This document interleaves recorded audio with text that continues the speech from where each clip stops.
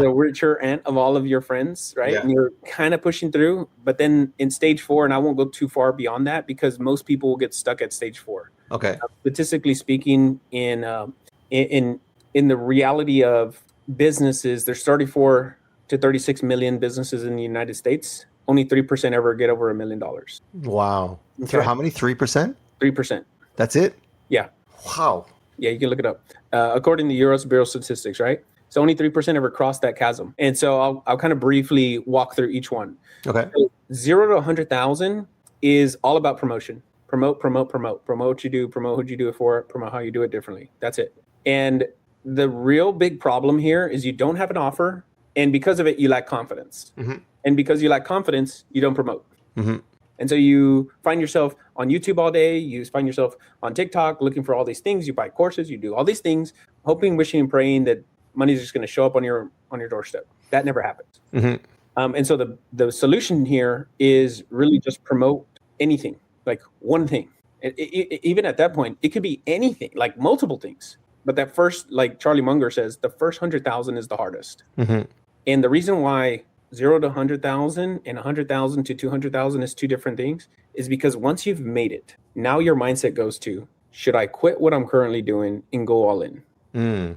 This is where you have to switch from a worker to an entrepreneur. This is the phase. That's the chasm that that's why I put that there, because that's the hardest part mentally, because you have to give up what you currently have to either go all in with this thing, this new thing, or pivot back to making it like a full-time side income. Makes perfect sense. And are you talking, which stages are you talking right now? Which stage 2. 2 to 3?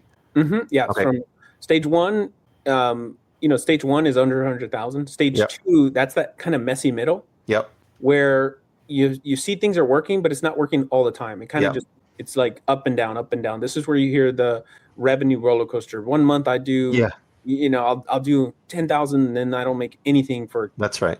3,000. I'll make 3,000 for the next 3 months. Right. And so it's very frustrating. So you do this for 3 to 4 months, and then after 3 to 4 months, you question, like, is this even something I want to do? Right. Or should I just go back to corporate? Right. And that's why I separated those two. But 1 and 2 are virtually the same. The only thing difference in 2 is a mindset shift that you have. To am I going all in, or am I going to go? Am I pausing? Am I pushing through, or am I pivoting back? That's like the framework that I look through when I hear. That's good. That's really good. And those people right there are the most difficult, in the sense that they're holding on to 2 things, but they don't know where to go. Yeah. Right. Then when it gets into 200,000 to 600,000, really what you have to bolt onto there to accelerate is more marketing. Mm-hmm. Most firms stay there at the 200 to 600,000. Yeah. Because this is where, for most firms, this is where they're capped out. Yeah.